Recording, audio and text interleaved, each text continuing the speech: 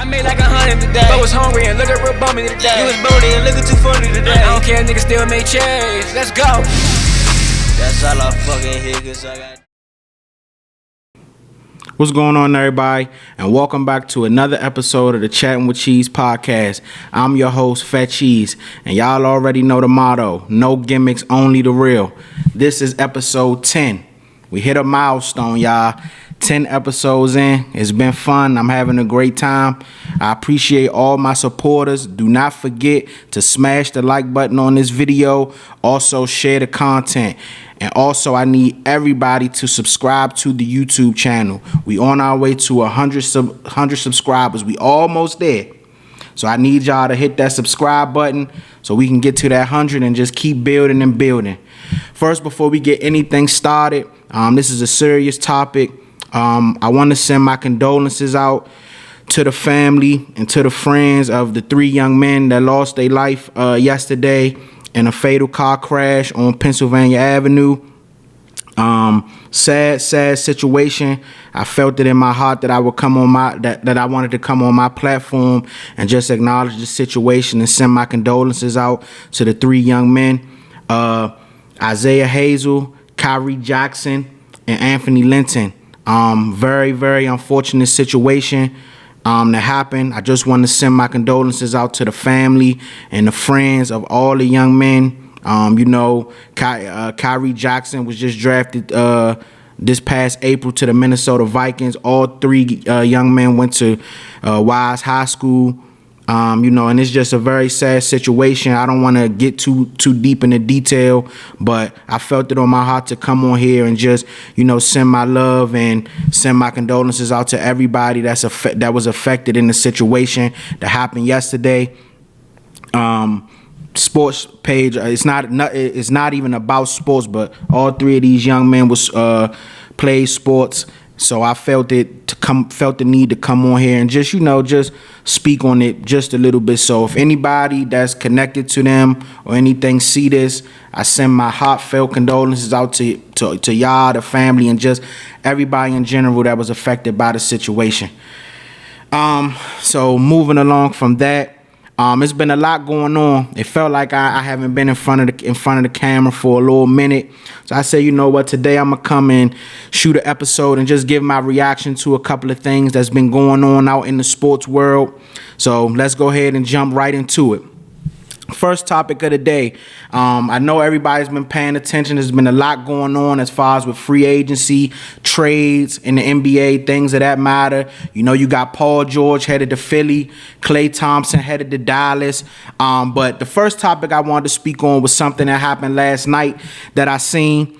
Demar Derozan, the Chicago Bulls and the Kings orchestrated a sign and trade that would send DeMar DeRozan to the Sacramento Kings. I think it was happened late last night, probably around about, I say, between 7 and like 9 o'clock.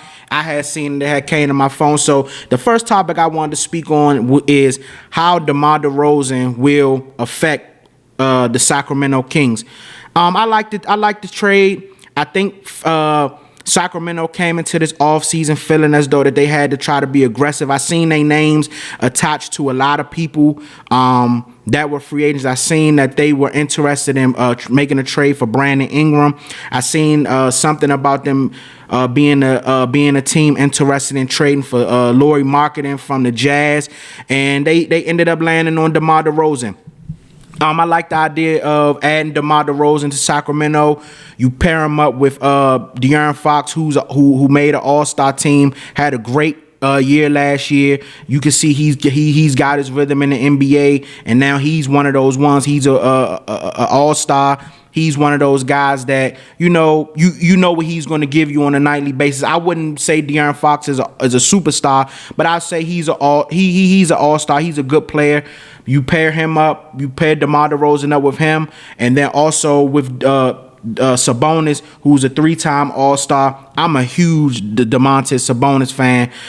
Just his physicality. He's going to give you 110% every time he's out there on the floor. He's a rebounding machine. Also, just physically strong in the paint. I love Sabonis' game. I think you put DeMar DeRozan, you paired DeMar DeRozan with them. You also got Keegan Murray. They also was able to bring back Malik Monk. And so they'll have him coming off the bench. He was, to me, the leading candidate for Sixth Man of the Year last year until, he sustained his injury that put him out, I believe, for the rest of the season. But I like Sacramento. I think they got a pretty solid team.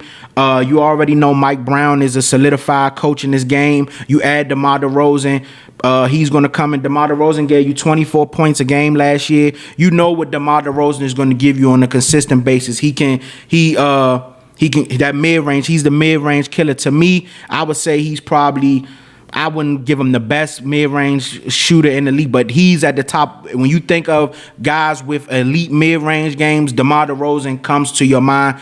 He's solid, can get what he want in the paint. He going to go to the free throw line, knock down his free throws. My only issue with DeMar DeRozan is the three-point shot. He doesn't scare anybody from three, but everything inside the line, DeMar DeRozan can get what he wants. You already know.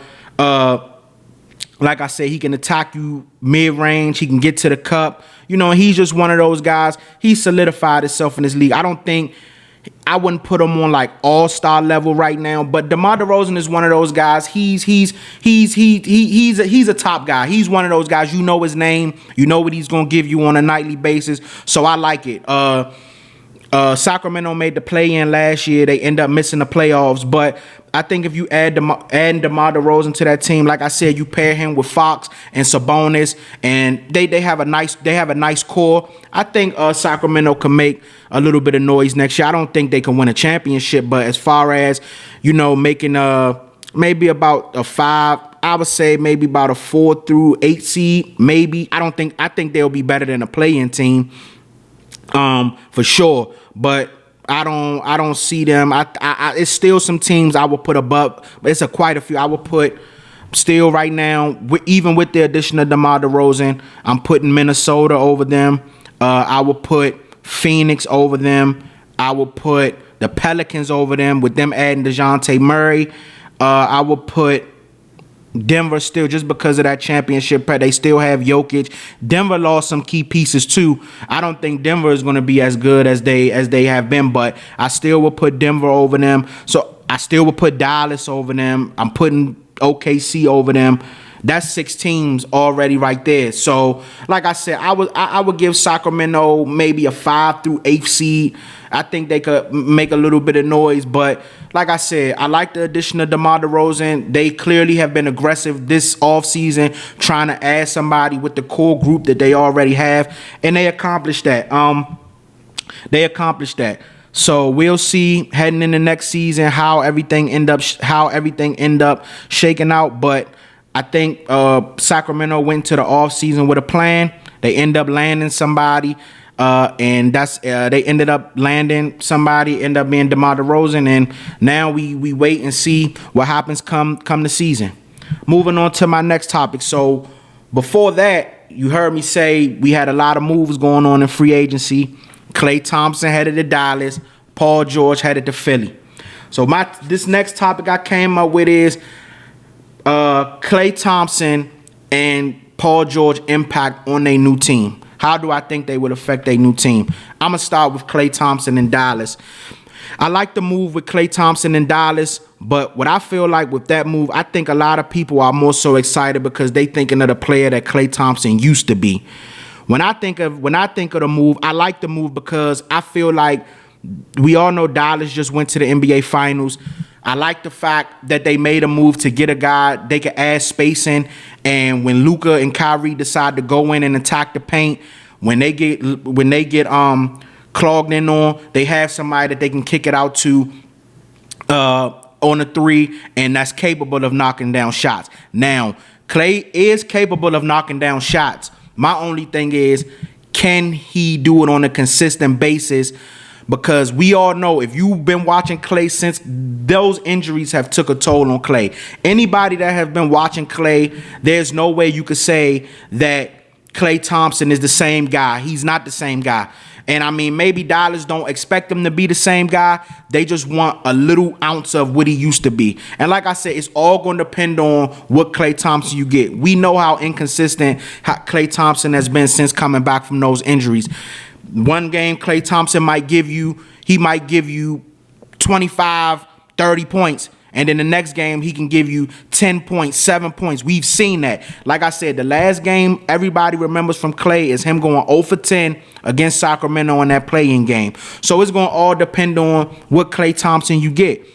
If he can muster it up and give you just a glimpse of the past of what he was giving you before, I'm talking about in those 2016, 17 years of Klay, then I think Dallas hit a home run. If he can't, then it's kind of unfortunate. Like I said, I came on, if you remember on my last episode, for those of you that watched, I said if I felt like Golden State made the right decision by not paying Klay, because I felt like Klay Thompson was looking for a contract for what he used to be. I think he was just looking for a contract off of name basis, off of I'm Klay Thompson. This is what I've done for y'all. We've won 4 championships, and I think Klay Thompson wanted to get paid off of that. I feel like Golden State made the right decision. A lot of people, now, they really didn't do nothing in free agency after that. Now, that's on them, because I feel like they're a loser and they're one of the losing teams as far as free agency goes, because they made a trade for Buddy Hield, but other than that, they really didn't do anything. I don't know what the plan is going forward. But I said I felt like they shouldn't have paid Klay, and they didn't. Dallas gave him a $50 million contract, and he ended up in Dallas, and we'll see how it go. I don't feel like Golden State made the wrong decision. Me personally, I wouldn't have paid him. Dallas did, so now we got to see how it work out. Like I said, we know what Luka want to do. He want to have the ball in his hand. They basically just looking for Klay to be a spot-up shooter. If Klay can just knock down shots and create off the dribble and make his bucket, that's all I felt Dallas was missing last year. Now you have a guy who's been to the mountaintop. He knows what it takes to win championships. He's done it. So now you add him, because when they went to the finals last year, I said, okay, I understood P.J. Washington gave you a game here and there. Lively gave you a game here and there. Jones gave you a game here and there. But I said the main thing is going to be, can they do it on a consistent level? They did it against Minnesota, but they couldn't do it in the finals. I felt like now you insert Klay to that. They did lose Derrick Jones, but you insert Klay to that. You add him to P.J. Washington, Klay, Luka. You add Klay to P.J. Washington, Luka, Kyrie. You know what Kyrie and Luka want to do. They want to dribble, get into the lane. Once everybody clog in, kick it out. Now you'll be kicking it out to Klay. Hopefully Klay knock down his shots, and you know what I'm saying, Dallas will be smoking. But that'll be all determined. We just got to wait and see how that work out. Moving on to the Sixers side of things with Paul George. I like the addition of Paul George in Philly. I think he's an upgrade over Tobias Harris. Last year, Paul George gave you 22 points, 5 rebounds, 3 assists. You know what Paul George wanted. He can create his own shot. He can create his own shot off the dribble. He can knock down the 3. He can go to the line, hit his free throws, get to the cup. The main concern with me with Paul George, I don't feel like he should have got a max contract. He wanted a max contract. The Clippers are another team. I felt like they did the right thing. I wouldn't have given Paul George a max contract, because my thing is, what have you done in these past years to earn a max contract? Oklahoma City benefited more of trading you to the Clippers than you did, because they ended up getting Shai Gilgeous-Alexander out the deal, a whole bunch of other draft picks and all that. And now they better than the Clippers.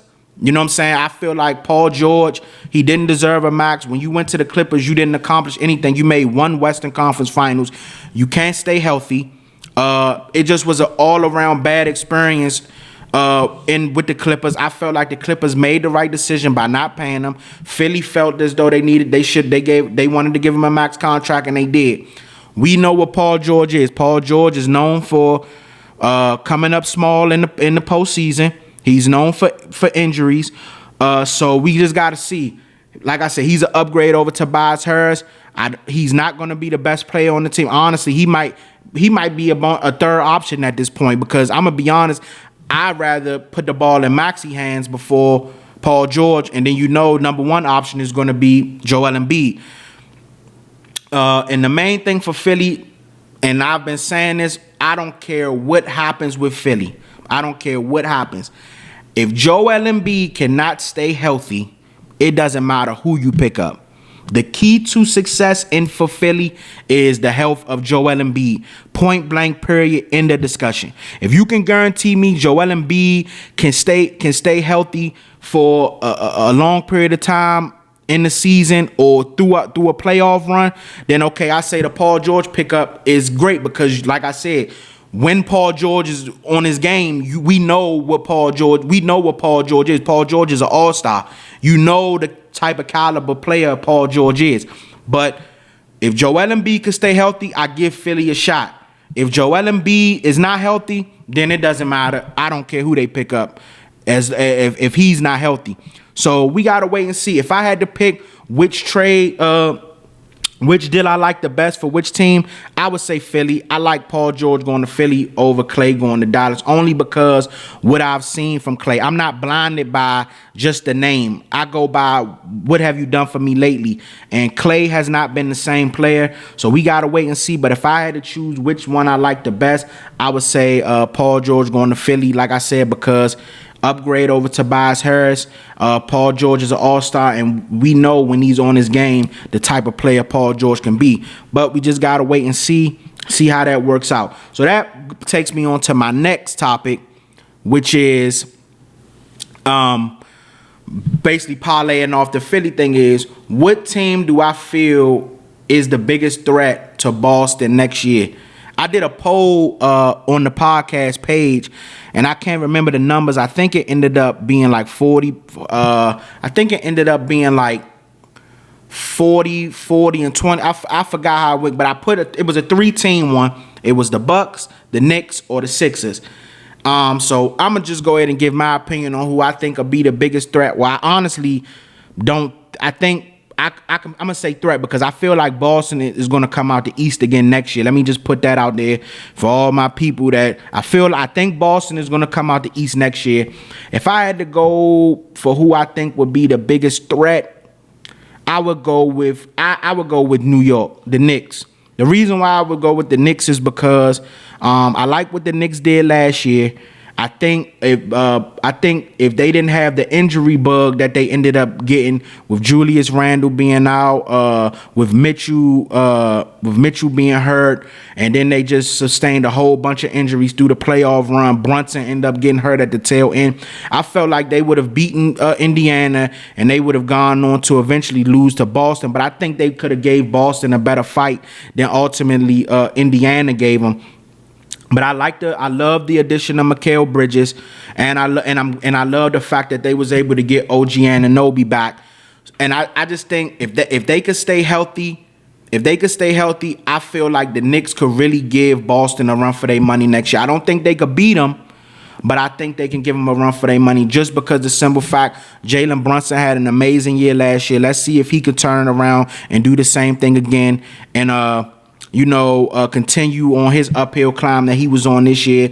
Jalen Brunson was awesome last year. I like the addition of Mikal Bridges, who was known, his time in Phoenix was more so known as a good defender, but I like the fact that he was able to showcase his offensive talent when he was traded to the Nets. So Mikal Bridges is a guy, a true 3-and-D, or I don't know if you want to consider him a 2 or 3 or whatever, but he can defend at a high level and also turn around and give you buckets on the offensive end. He can shoot the 3. He can give you mid-range, get to the cup. I love that addition. And being able to bring back OG, who's known to be, when he's healthy, the main thing for him is health, should be health. And we know he's a menace on the defensive end. He's a good spot-up shooter. I love that they was able to keep him. It was a little bit of an overpay, but sometimes, for guys that you truly want to keep, sometimes you got to overpay him. And I think that New York knew that because, I mean, they traded for him. You don't want to trade for a guy and then end up losing them that very off season, you know. So it was a little bit of an overpay. So, but you know, it is what it is. I like DiVincenzo. He stepped up last year, showcased his offensive talent, his ability to be able to knock down the three at a high level. You still got Josh Hart. You know, he's a competitor. Play defense, get to the hole, score at the bucket. I like Josh Hart. Now the question is, they ended up losing Hartenstein, and I believe, if I'm not mistaken, correct me if I'm wrong, Mitchell is a free agent. I'm not sure. I don't know, but now you have Julius Randle there. I don't know if the plan is to maybe use Julius Randle as trade bait to maybe try to get some additional pieces, maybe add another center, or do you want to rock with Julius Randle? Me personally, it will all depend on how the Mitchell situation works out. But I would try to use Julius Randle as some kind of trade bait, so that way maybe you could add you another center, add you some more bench pieces, and I think the Knicks is good to go. If my man don't, if the head coach don't play the guys 50 minutes a game, that way you'll be able to keep them. You know what I'm saying, healthy for the playoff stretch. Coach can't be out there playing them 50 minutes a game. But other than that, though, if the Knicks can manage to stay healthy, then I think they'll be solid. I think the Knicks can give Boston a run for their money next year. Like I said, I don't believe that they can beat Boston. I still think Boston can come out the East, but I think the Knicks give the best shot to dethrone Boston, if you want to say. Tom Thibodeau. I had to think of his name. You see me over here looking stupid thinking, but Thibodeau, don't run them 50 minutes so they'll be fresh for the playoffs. But yeah, I think I picked the Knicks. The Sixers, like I said, I trust this. I like. I'm wishy-washy on the Paul George thing. Like I said, the main thing for the Sixers is the health of Joel Embiid. If Joel Embiid can stay healthy, then I think Philly can make some noise. But he hasn't been healthy, so that's not something that you can guarantee. So we just gotta wait and see. The Bucks. You got to see how Dame do in his second year with Milwaukee, how Giannis responds from that calf injury that he sustained late last year. You just got to see. So it's a lot of question marks with the other two teams. I like what the Knicks did, bringing in Mikal Bridges and, you know, being able to bring guys back. They lost Hartenstein, but I like what the Knicks did as far as with the offseason. I think the Knicks set the tone for the whole, you know, to kick off offseason with the trade for Mikal Bridges. So I'm going to go with the Knicks with that one as far as a threat to Boston next year in the Eastern Conference. Moving on. Last topic. So over the weekend, or this is probably about 2 days, yeah, because it's Sunday. So a couple days ago, we know, shout out to Cam Newton. Football season is rolling around where we got about 2 more weeks until the guys report to training camp. And then you got about preseason starts in August. So we about a month and a half, 2 months out, give or take. So you know the topics are about to start rolling in, especially now that camp is around the corner. We getting close. People bored. It ain't really nothing to talk about. So Cam Newton got his podcast. Shout out if I didn't, shout out to my man Cam. 4th and 1, I believe it's called. And they had a Dak conversation. Everybody knows I'm a Cowboy fan. I said it in first episode, but I'm not one of those. This podcast is not biased for the Cowboys. If they make a mistake or they do something, I'ma call them on it. This is not a Cowboy fan thing. It's not that. But Cam had a conversation where he was talking about, I didn't watch the full thing, but I seen a clip where he was talking about quarterbacks he wouldn't take Dak over and quarterbacks he would take Dak over. So I watched the clip and I listened to what he said. I wrote him down too. So this is what he said on his podcast. He said he would take Dak over Kirk Cousins. He said he wouldn't take Dak over Patrick Mahomes, which I agree with. understand. Patrick Mahomes, to me, is the best quarterback in the game. Already, to me, a sure ballot Hall of Famer. So I understand that. He said he would take Deshaun Watson over Dak. Okay. He said Dak over Kyler Murray, Dak over Jalen Hurts. He would take Lamar over Dak. He would take Dak over Justin Herbert. He would take Jared Goff over Dak, Joe Burrow over Dak, and Dak over Trevor Lawrence. So I wanted to come on here today, and I just wanted to have a small conversation about that. So first and foremost, I like the things that he said. I don't agree with three of the things. Two of them I don't agree with at all. One of them, I think you can make an argument, but I want y'all to let me know what y'all think. Leave it down in the comment section or whatever. I'm gonna post it. But I want y'all to let me know what y'all think. I'm gonna tell y'all what I think, and y'all give me y'all feedback and let me know how y'all feel. This is Dak Prescott stats just from last year alone. I was going to do a real deep dive, but I'm not even going to do a deep dive. Dak Prescott threw for 4,516 yards. He led the league in touchdown passes with 36. He had 9 interceptions, a 105.9 passer rating, and a 69.5 completion percentage. Now, the first name I'm gonna throw out there that I don't agree with, but I understand Cam's argument for him, is Jared Goff.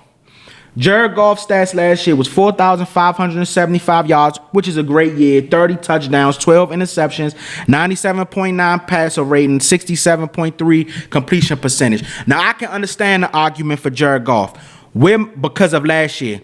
But where my pushback come back from that and where I don't agree and I would take Dak over Jared Goff is because Jared Goff is a product of the system. You could say the same thing for Dak. But I feel like Jared Goff is more of a product of the system than Dak is, because we've seen Jared Goff look absolutely awful. You know what I'm saying? A few years. Last year was a great year, but he had Montgomery in the backfield, who they picked up from Chicago. Who they picked up. He recently played for Chicago. They end up picking Montgomery up.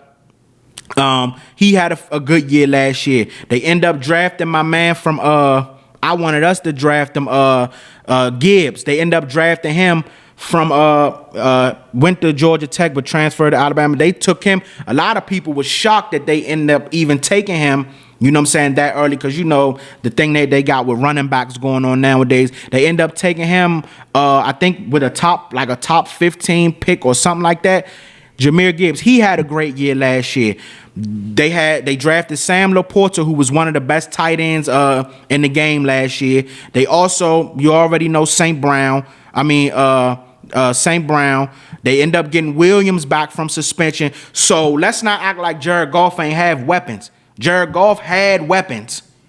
You know what I'm saying? I don't think. You know what I'm saying? I'm not saying that Jared Goff is a bum, but I'm not taking Jared Goff over Dak, being as though Tony Pollard was our running back last year. He did not have a great year, which is why I believe he's not in Dallas right now. Basically, Dak was where's 88? He was throwing the CD for majority of the season. Michael Gallup hasn't been himself since he came back from his ACL injury. They got Brandon Cooks, but Dak and Brandon Cooks didn't get a report till later on in the season.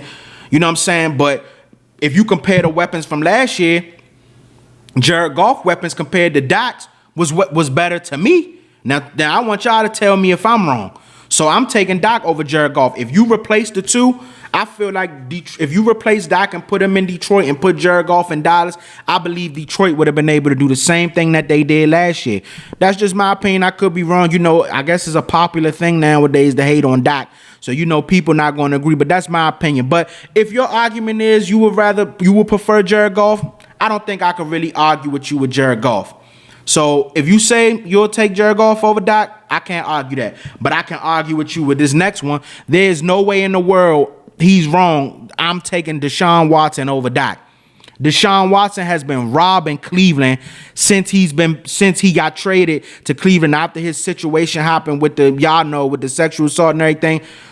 I ain't here for that. But Deshaun Watson has been robbing Cleveland. He hasn't done anything. First and foremost, he can't stay healthy. And when he is healthy, he's playing terrible when he's healthy. Deshaun Watson in Houston is not the same Deshaun Watson we've seen in Cleveland. No way. And you can't make excuses for them because they have weapons. They traded for Amari Cooper. They had Elijah Moore last year. Their defense was loaded. You got my man Nick Chubb in the backfield who had that horrific injury, and then I think they brought back Kareem. Deshaun Watson has been awful. Last year he threw for 1,115 yards, 7 touchdowns, 4 interceptions, 84.3 passer rating, 61.4 completion percentage. But he's been awful. He can't stay healthy.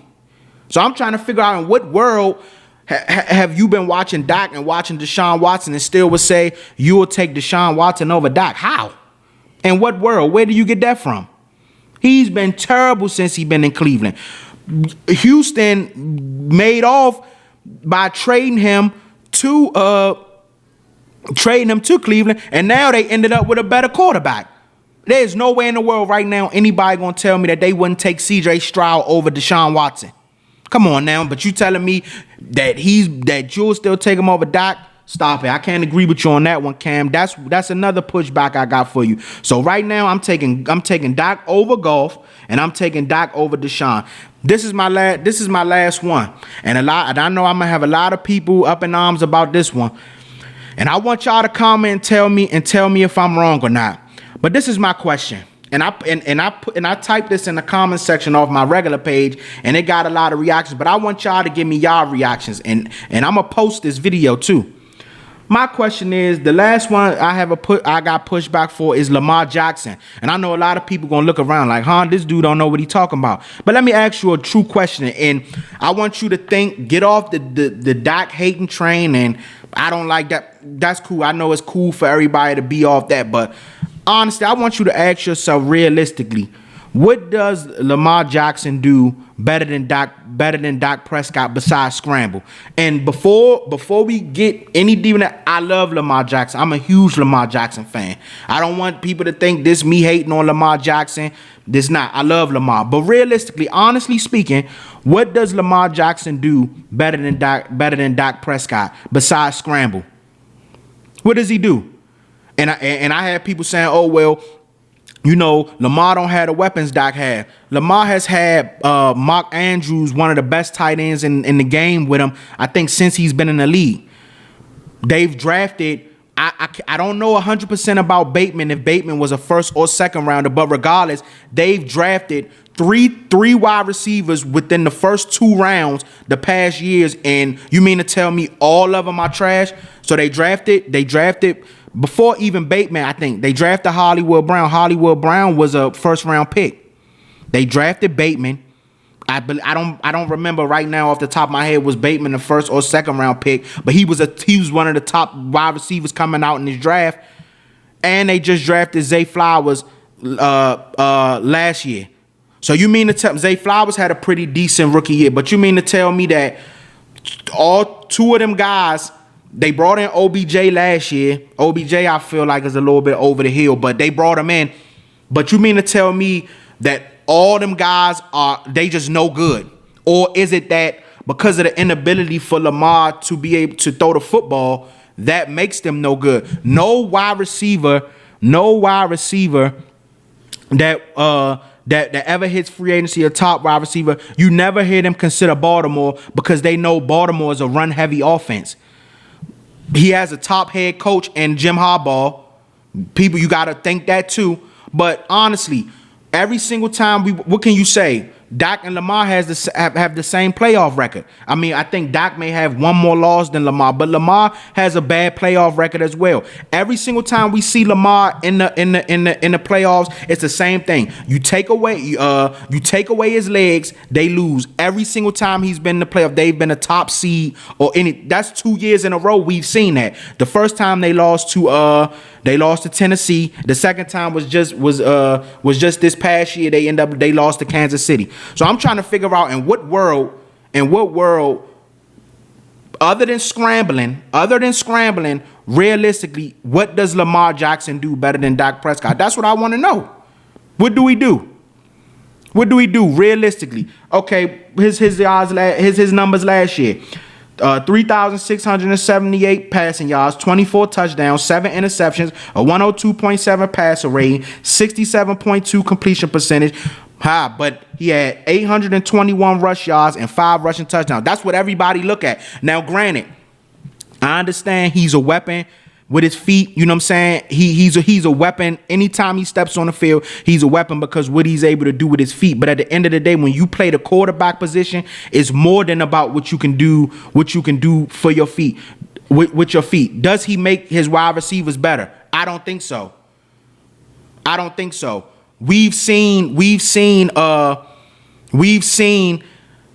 in situations where Dak has made hella throws and tight windows, everything.